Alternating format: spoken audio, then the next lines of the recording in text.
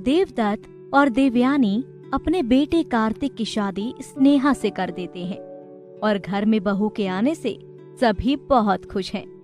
Ruby Kartik की छोटी बहन है जो अभी पढ़ाई कर रही है। अब वर्षों का सपना पूरा हुआ है। अब मुझे समय पर चाय मिल जाए करेगी। हाँ जी, सही कहते हो। अब पोते का मुंह भी हम जल्द ही देख लें, बस ऐसी भगवान से आशा है। पापा, क्या आपको अभी तक चाय वक्त पर नहीं मिलती थी? देखो, मेरे सिर के इस बोझ को बहू घर में आई नहीं कि इनको जलन भी होने लगी। पापा, मैंने सिर्फ ऐसे ही पूछा है। भाभी के आने से मैं भी खुश हूँ, मुझे क्यों जलन होगी? बदतमीज, पापा से जबान लड़ाती है, अभी मारूंगा एक थप्पड़। रूबी रोकर अपने कमरे में चली जाती है। स्नेहा अकेली किचन में खाना बना रही होती है कि तभी देवयानी बाहर से आ जाती है। तू हमेशा इन किताबों को लेकर ही बैठी रहती है। मेरी बहू घर में अकेले खाना बना रही है, तू उसकी मदद नहीं कर सकती है? माँ, मैंने अभी बर्तन साफ किए हैं।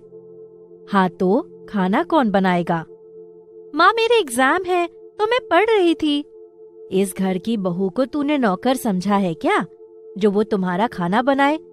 तेरी ये पढ़ाई बंद करवा कर ही रहूंगी, नहीं तो चुपचाप काम कर। तो तुम इसको अब स्कूल भेजती ही क्यों हो? तुम्हारी ही जिद थी कि रूबी को स्कूल भेजना है। मैं तो इतना चाहती थी कि थोड़ा बहुत पढ़ लेगी तो शादी हो जाएगी, लेकिन ये तो किताबों से ही चिपकी रहती है। तुम सही कह रही हो देवयानी, मैं पहले इसकी शादी करूंगा, नहीं तो इस घर में बहू नहीं रह पाएगी। रूबी को अपनी गलती समझ में नहीं आती है और वो रोकर कमरे में चली जाती है। रूबी का स्कूल पूरा हो जाता है और वो कॉलेज जाने की बात सबके सामने रखती है। पापा, मैंने 12th तो पास कर ली है, अब मुझे कॉलेज जाना है। सही ख्वाब देख रही हो, लेकिन एक बात कान खोल कर सुनो कि जो पढ़ना था पढ़ लिया। अब घर पर रहो और स्नेहा की काम में मदद करो।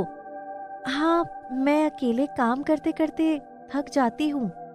स्नेहा की मम्मी भी बोल रही थी कि कोई नौकरानी रख लो।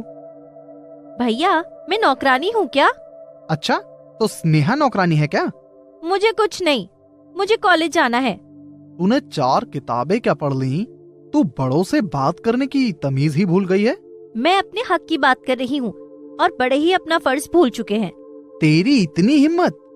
कार्तिक रूबी को एक थप्पड़ मार देता है। रूबी रोकर छत पर चली जाती है। क्या कार्तिक, तुमने भी उस छोटी लड़की पर हाथ उठा दिया? इसकी जुबान ज्यादा चलने लगी थी और इसके लिए ये ठीक था। स्नेहा बेटा, लो, मैंने तुम्हारे लिए फल काट दिए हैं, आ जाओ जल्दी से खाकर खत्म करो। स्नेहा और बाकी सभी मिलकर मजे से फल खाते हैं। देवयानी बाजार से शॉपिंग करके आती है और कार्तिक और स्नेहा को आवाज लगाती है। रूबी भी नीचे आती है। कार्तिक बेटा, देखो ये शर्ट मैं तुम्हारे लिए लाई हूँ, अच्छी है ना? हाँ माँ, ये तो बहुत अच्छी है। और क्या है पैकेट में? तेरे लिए स्वेटर भी लाई हूँ। मेरी प्यारी माँ, लव यू माँ, थैंक यू। अच्छा कार्तिक, अब तूने मक्खन लगा लिया हो तो अलग हट, किसी और का भी नंबर आने दे। माँ, मेरे कपड़े कहाँ हैं? तेरे लिए सिर्फ कपड़े नहीं है, मैं कुछ और भी लाई हूँ। जल्दी से दिखाओ माँ, मुझे अब और इंतजार नहीं होता। ये देख, ये जीन्स अच्छी लग रही है ना? ये कुर्ती देख कितनी प्यारी लगेगी। और ये लेकर आई हूँ मैं, बिल्कुल नए डिजाइन का प्लाजो, अच्छा लग रहा है ना? हाँ माँ, बहुत खूबसूरत है, मेरी प्यारी माँ, लव यू माँ। हाँ माँ, भाभी के कपड़े बहुत खूबसूरत है, तुमसे पूछा किसी ने? स्नेहा, देखो बेटा, मैं ये तुम्हारे लिए ज्वेलरी लाई हूँ। ये देखो, इयररिंग्स, गले के हार, कंगन, अच्छे हैं ना? अरे वाह माँ, बहुत अच्छे हैं, आपकी पसंद भी इतनी अच्छी है, बिल्कुल मॉडर्न हो आप तो। हाँ, बिल्कुल मेरी बहू की तरह। और क्या है इस पैकेट में? इसमें अब तुम्हारे पापा के कपड़े हैं और मेरे कुछ कपड़े हैं। माँ, मेरे कपड़े कहाँ हैं? कपड़े? कैसे कपड़े? माँ, मेरे कपड़े। क्यों, तेरे पास कपड़े नहीं है क्या? मेरे पास कपड़े हैं, लेकिन सबके नए कपड़े आए हैं, तो मेरे लिए भी कुछ कपड़े ले आती आप। ओहो महारानी, हमसे बराबरी करेगी? यहाँ नहीं है तेरे लिए कुछ कपड़े वपड़े, चल भाग यहाँ से।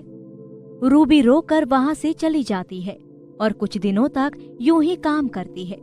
रूबी को समझ नहीं आता कि ये उसके साथ क्या हो रहा है और क्यों हो रहा है। रूबी की पढ़ाई छूट चुकी है और वो अब घर में ही नौकरानी बनकर रहती है। एक दिन रूबी अपनी माँ के पास आती है।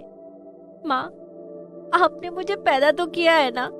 मैंने ही पैदा किया है तुझे, इसीलिए तो पछताती हूँ कि मैंने क्यों किया। आप भाभी को इतना प्यार करते हो, लेकिन मुझे क्यों नहीं करते?